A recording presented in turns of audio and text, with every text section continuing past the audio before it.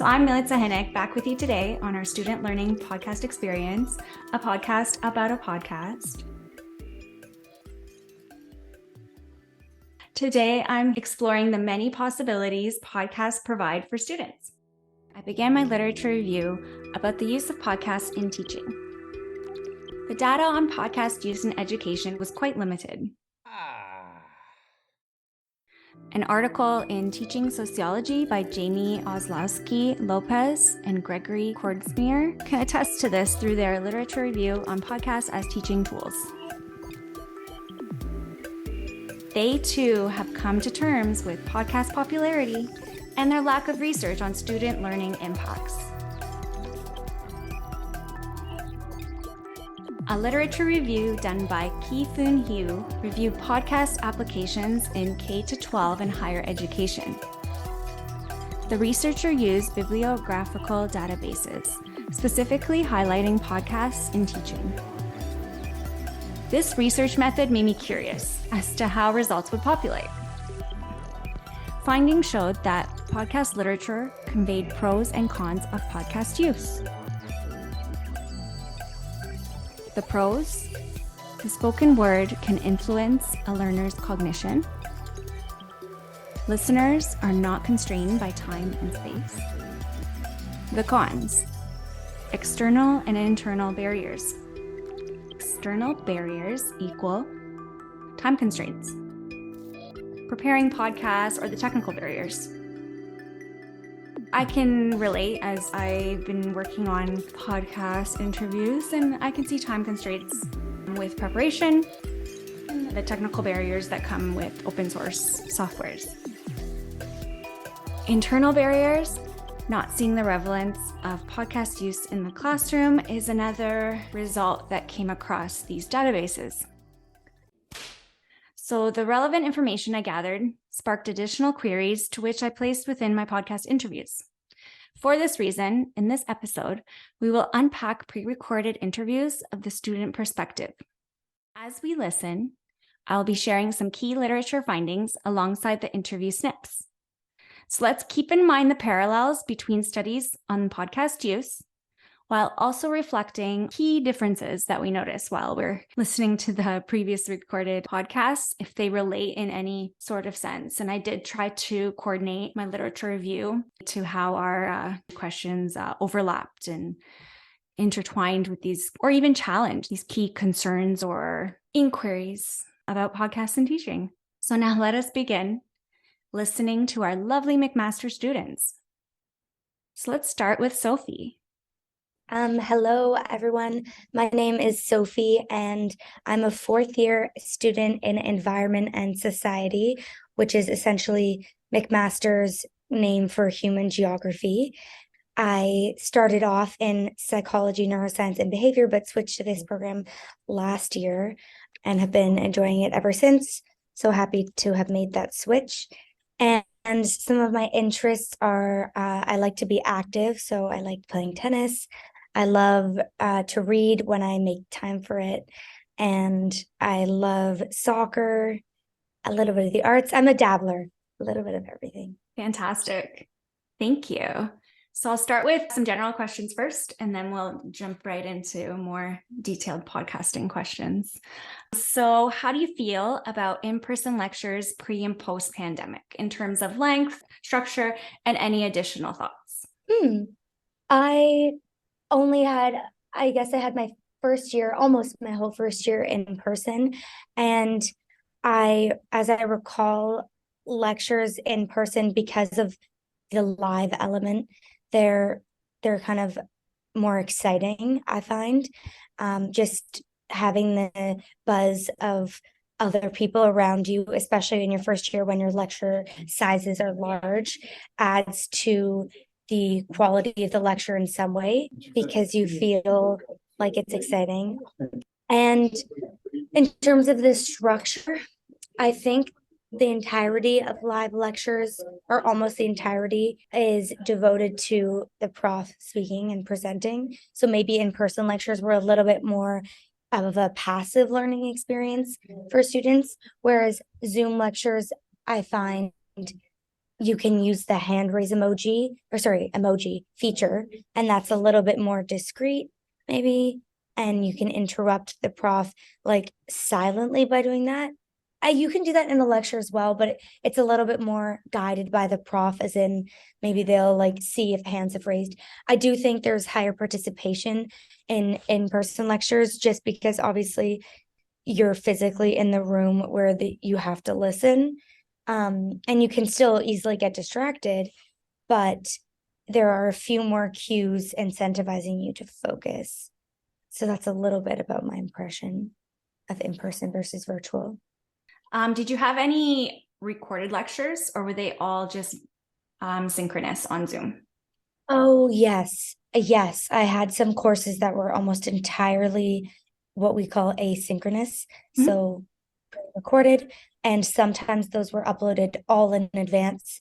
I think in most cases they were uploaded week by week to sort of mimic a typical semester and mimic live lectures. But the advantage of that is obviously you have access to all of the lecture content retroactively, so you can fall behind, but you can catch up. So I really found it is challenging to force yourself to watch pre-recorded lectures at the same time as a live lecture would be, and mimic that sort of schedule. So falling behind maybe is you're more vulnerable to falling behind. But in terms of the structure, I think profs tend to break it up a little bit more when it's pre-recorded. Sometimes it just really depends on the professor. I do like being able to pause it, but then that means it takes a lot longer for a student like myself who wants to be thorough to get through a single lecture, just because it's you with the ability to pause and take notes on everything, you end up doubling or tripling the actual duration of the lecture if you hadn't paused at all. I'm glad that you brought up pausing the lecture. Jubian comments on the ability of pausing, rewinding, and replaying lecture content provides extended time and space where a student can engage from past to present lecture content. This idea creates value in content and further support for student learning engagement. By pausing, taking the notes, it does take longer. So that's a good. Yeah, it's a double-edged sword. Thank you for that insight. I didn't consider that. So, what is your familiarity with podcasts, and what role does it have in your lifestyle? I was actually listening to a podcast about an hour ago. So I listened to maybe 5 to 6, well, 3 podcasts quite regularly, and then maybe 5 or 6 or a couple more every couple of weeks. I like to listen to the news in an auditory manner. So whether that's radio, which I guess isn't technically a podcast, but I use like the CBC Listen app. You can just get a 4-minute chunk. You can get the world this hour, and you can get the news of what's going on, kind of the lowdown. So that's one way that I use auditory kind of stimulation. And then I listen to actual podcasts that kind of release weekly episodes, or daily, even like The Daily by the New York Times. Those are kind of more a deep dive on particular news stories, as opposed to the CBC, like the world this hour.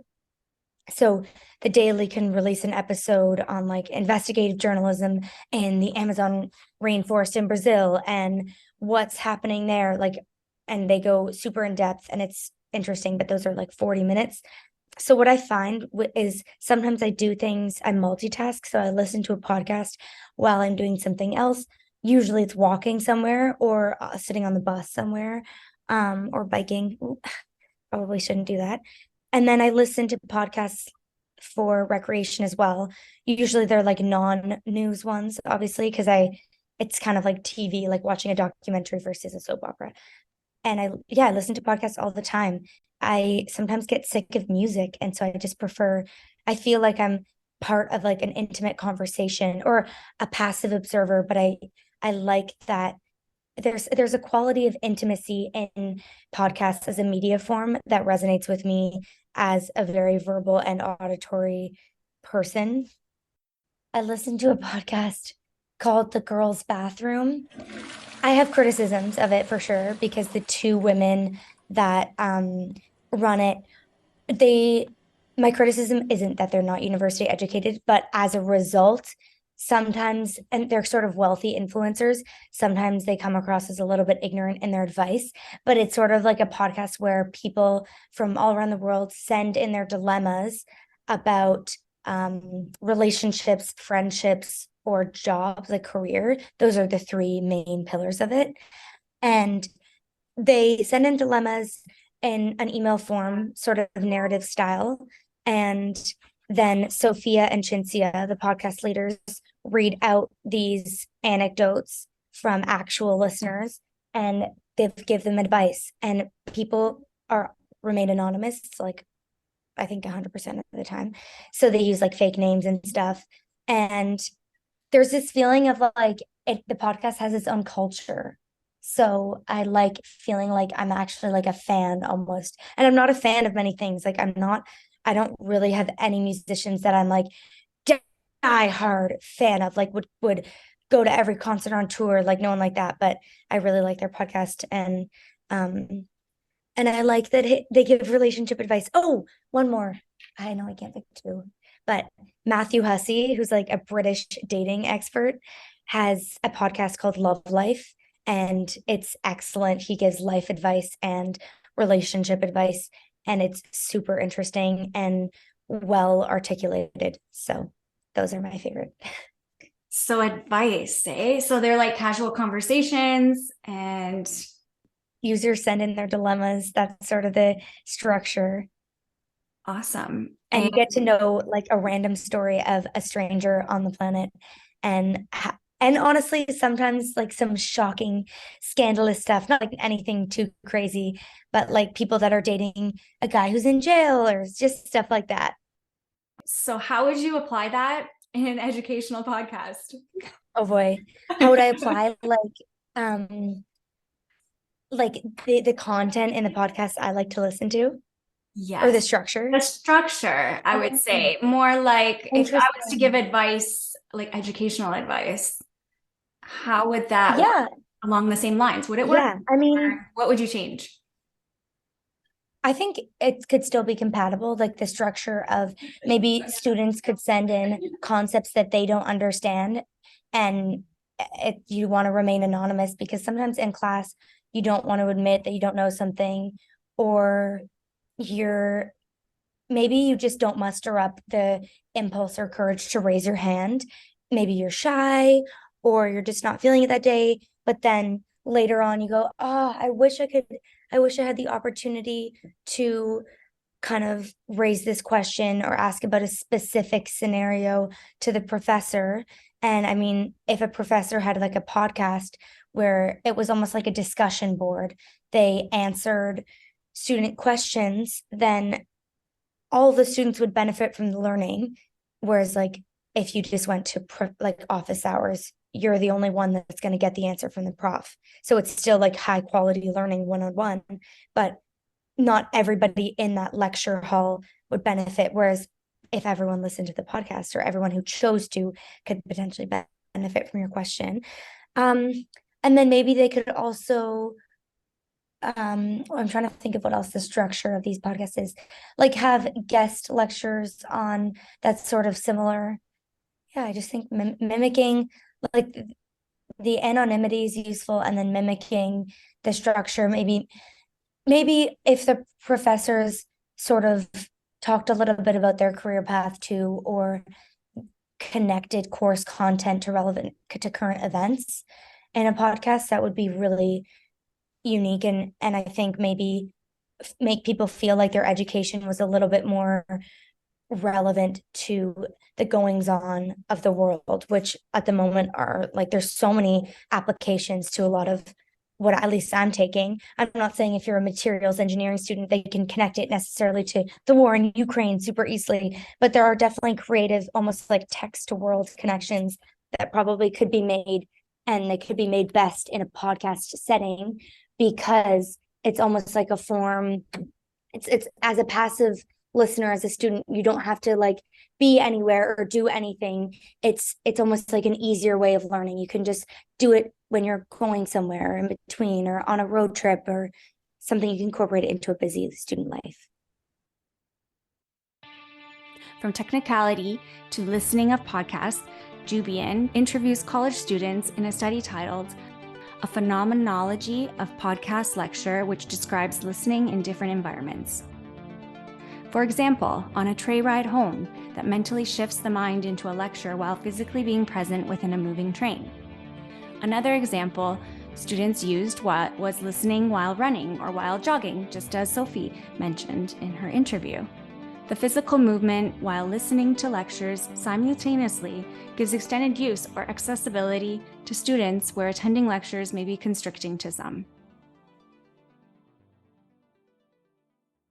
You brought up so many fantastic ways of applying that podcast. What is it called again? Girls' bathroom? The girls' bathroom? The girls' bathroom, yeah. Awesome. And they have awesome British accents, so that adds to the charm. So yeah, that's a style choice too. Put an accent on it. No, that's good. Well, I hope listeners encourage their own professors and themselves just and to change up the deliverables and the tools that they use in their life to engage other people. So frequently we use things like PowerPoint slides, not saying that those aren't effective, but we usually like don't think outside of the box. And when you do something a little bit different, it can just add a layer that engages your audience. And I think students appreciate when professors change it up a little bit. And I think to summarize, or maybe this is kind of a new point, but using multiple forms of media, I think can only help, not hurt with a person's learning experience. Just offering variety can definitely enrich someone's learning experience. And podcasts aren't like a fix-all solution, but they're a great tool to incorporate into learning to make it a little bit easier. Maybe make it feel a little bit less like you're doing schoolwork and more like you just have some music in. So can kind of trick yourself. Trying to put a new twist on things. A fusion of, I guess, entertainment and education. Let's make it fun, right? Yeah. What do you think? Yeah. Is that your thoughts? That's my thoughts. I feel like with knowledge mobilization, we need to think about disseminating the information in many formats. So not just the typical PowerPoint slides that you see, not the typical articles and readings you get assigned. Let's use podcasts, let's use videos, let's use visualization tools such as maps. Oh, I have one more thought that you just incited. I have a seminar class with some dense readings, and it takes me a very long time to get through them. And in part, the learning experience is almost translating them into layman's terms for myself so that I understand them. It's almost like they're in a foreign language because a lot of academic articles are written in very scholarly terminology that's not very accessible to the average reader, even someone with a couple years of university education. I think if professors could break those readings down in over a podcast and kind of read them and then sentence by sentence or paragraph by paragraph kind of translate it into simpler terms and break down the ideas so that students can arrive to class already kind of knowing the main ideas, that could be useful for certain like seminar classes or even non-seminar classes, just as sort of a reading aid. I think a podcast would be a great medium for that.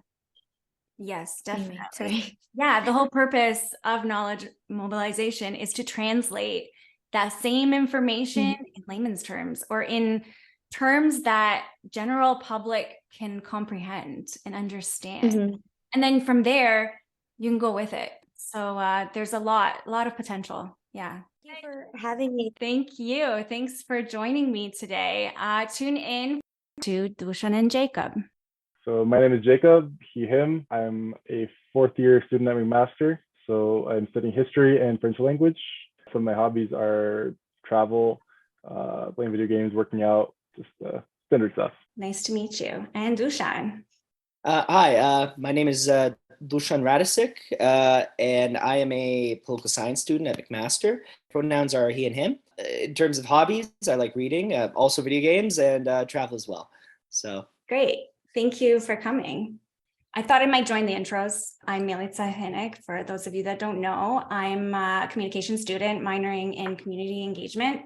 My hobby or activity I enjoy doing the most is just walking in new spaces. I like to explore new sceneries like nature, streets, buildings, just interacting with different people and different things. People interest me. I guess that's why I'm in humanities. And communications, yeah. Right. So as a student, how do you use podcasts? Like, what do you do with them? Do you use them for play, for learning, or do you not listen? Like, you just don't care? Be honest. I mean, for me personally, sometimes I'll listen to like a history podcast here and there if it's something that I don't quite understand about a historical subject. But most of the time, if I'm listening to a podcast, it's background noise or things like that. But I was thinking about, I guess, the theme of today's conversation just in the days leading up to it.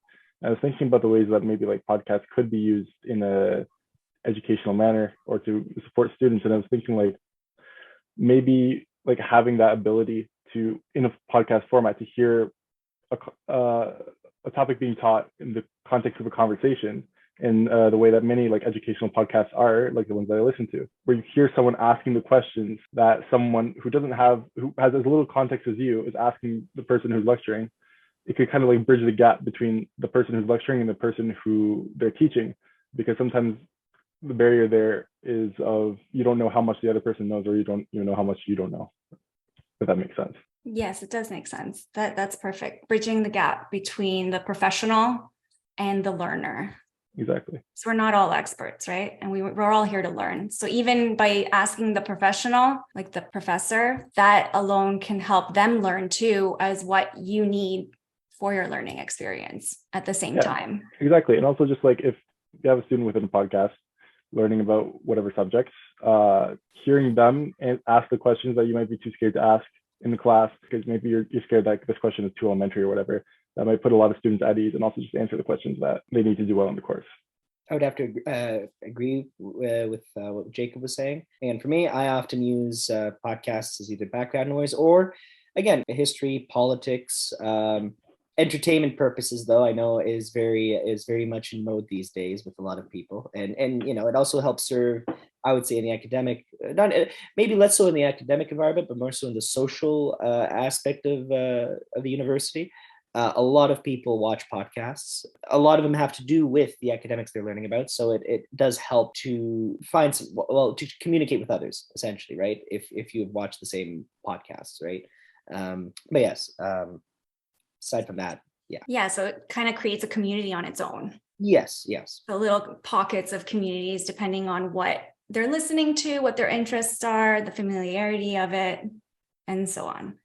It's enlightening in podcasts where you have, for example, an academic, right? Or someone who's very much knowledgeable about a topic which you might not know of, or et cetera, right?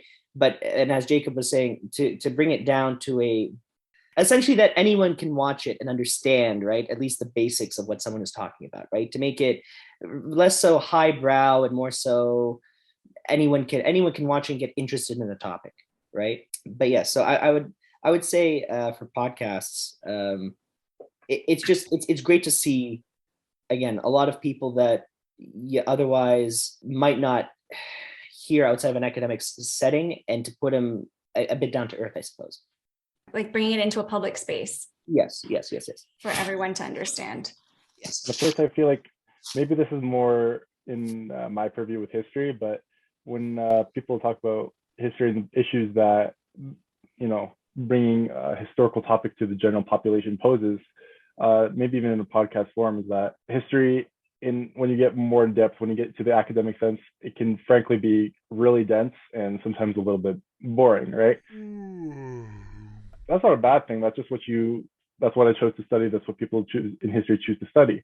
However, bringing that to the general population, a lot of historical or history professors I've talked to have said that like the books that end up in those sections tend to miss a lot of things or tend to accentuate things that are like more for the dramatic instead of the educational, right?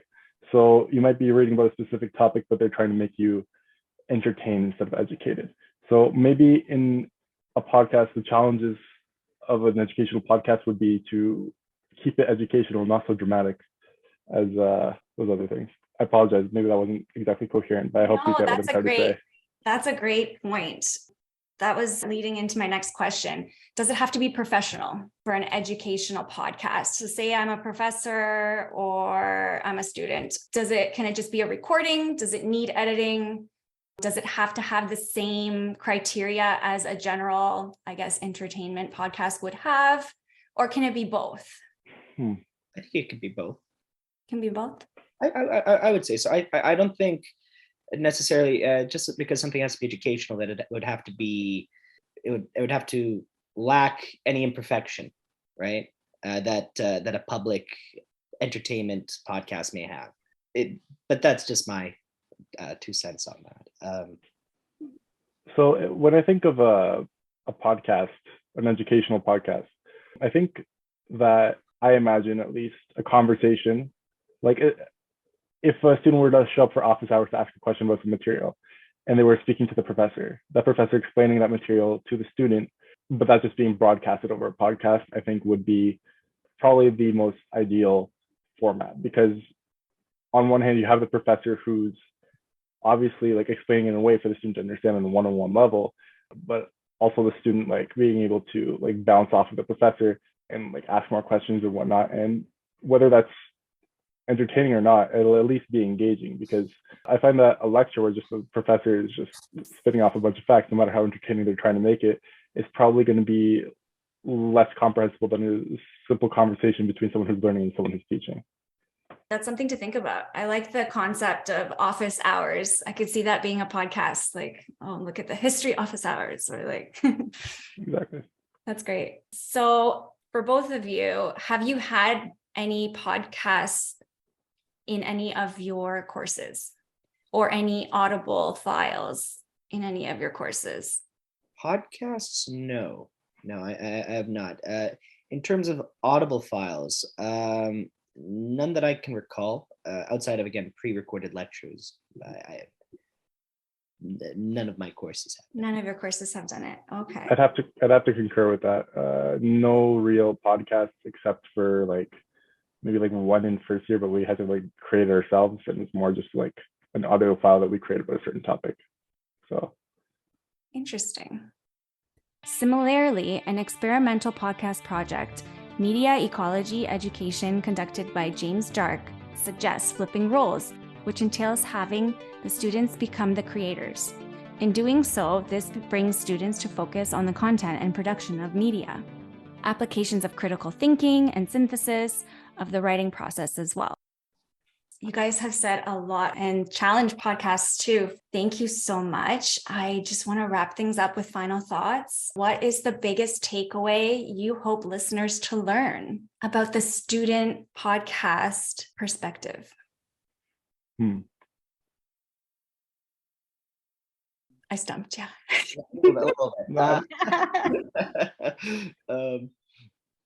Just thinking of something profound to say. I feel like I'm in a breakout room. Everyone's just quiet. I'm like, is anyone here? I guess so. What advice? I think it would be incorporating podcasts into the student experience would be great. It would help a lot of people with their academic experience. I think that creative solutions or creative experiments like podcasting within the educational realm could provide students with a lot more avenues to learn the information that they need to learn, because not everybody learns the same way, and therefore we need different types of tools in order to get that information across. And whether it be podcasting or whether it be like, guest speakers or any kind of conversational format, that can definitely help a lot of people. And it being online as well could help it become more accessible, which is never a bad thing. Thank you for taking the time out of your day today and discussing podcasting with me. That'll be part of my bloopers. All right, I'll stop recording. It was a pleasure. And Vitz is last. So today we're here with Vithuyan Sugamar. So to my knowledge, you have taken this community engagement course called The Art of Change, a course based on engagement with collaborative project work that applies learning towards real-life community issues. Many listeners must question, what does this have to do with podcasting? Well, it does, for its educational design entails being a course and a podcast. So Vithuyan, can you describe your experience taking this course? Yeah, so it was a fun class that taught me a lot about community engagement, and also recognizing my place in a system when it comes to policy or different issues in the community. So the way the class worked is there were weekly podcasts that we would kind of listen to before class, and it gave me the opportunity to just listen about different issues that were going on in the community and understand the systems and the people that were in place and what their roles were and what my role was in those issues as well. Oh, great. So by having it designed this way, did you feel more connected to the content or to the project work? Yeah, for sure. Because I think having those podcasts, it allowed me, so we would listen to those podcasts before class, which would allow for more time for engagement with the content and discussion. Because when you talk about things within a group or with the group, it really allows you to connect with the material a little bit deeper. So having the opportunity to listen to the podcast, reflect on it, and understand some of the content that was being said, and then discussing it in class really provided me the opportunity to reflect on the issues and reflect on the systems and the kind of structures that were in place in regards to the issue. Oh, great. So they were more conversational, structured podcasts, or were they more like readings and reflections? Yeah, so the podcast actually had two hosts, and they had a list of questions for the participant, who would usually be someone from the community who's more or less an expert on that issue for the week. So they would have a list of questions for them, and they would kind of just have a conversation and jump off of each other and, branching from the questions, and just have a kind of conversation about who they are and their expertise on the issue and the kind of systems that are in place for them as well.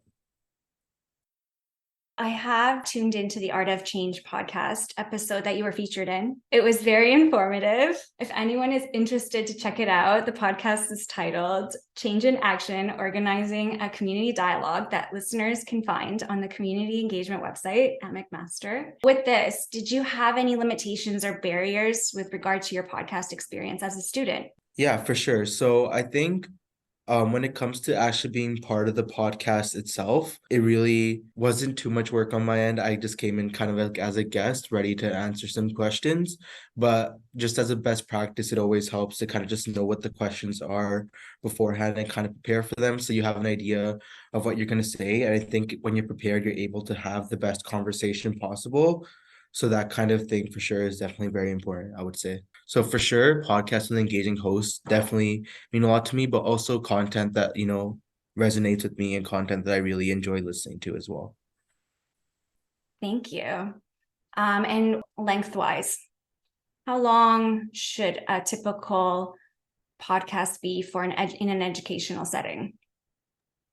I think it definitely depends on the person, but for me personally, I think I have a busy schedule. So for me, like, I really enjoy like listening to podcasts like when I'm going somewhere or like when I'm walking to school or something like that. So like I feel like a 30-minute podcast has always been the ideal amount for me. Kind of just like, instead of like watching a 30-minute episode of a TV show, you're just listening to a 30-minute podcast.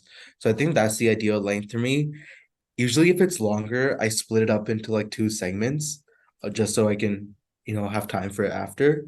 But if it's like a one sitting kind of thing, 30 minutes for sure is definitely ideal for me. Yeah, that's reasonable for sure. Short podcasts were noted in Pirda Harsani et al., showing relevance to increase student engagement. In addition, findings generated higher levels of student comprehension and grades of those who listened to podcasts than traditional style of learning. Jubian challenges podcast engagement, revealing that podcasts are a one-way mode of communication. For this reason, exploring the benefits of podcasts and stressing the importance of in-person lectures as check-ins creates potential for student learning experience fulfillment. By applying lecture podcasts, would there be more or less motivation to attend class in person? I think depending on how the class is structured, there would be more. I think if the podcast is engaging and it's like content that the students really resonate with, they'd want to talk about it. So for the Art of Change podcast, they were really interesting topics, just, about kind of issues and kind of perspectives in the Hamilton community. So after listening to that podcast, you'd like want to talk about it with other people. So I feel like it depends on how the class is structured and how the podcast is structured. But if the podcast is very, very engaging and the content is something that really resonates with students, they'd want to come to class more just to talk about the class. And if the class itself is focused on kind of like a discussion heavy component, rather than it's just like a passive like learning thing to kind of supplement what's going on in like actual lecture, I think that might decrease a little bit.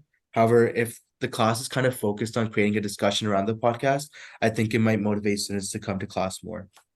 Along the same lines, Aslowski, Lopez, and Cortismer, as I previously mentioned at the beginning of our podcast, investigated the use of podcasts as a substitute for print reading, assignments, and compliance. Here, students were given the option to listen to podcasts or assign readings for course content.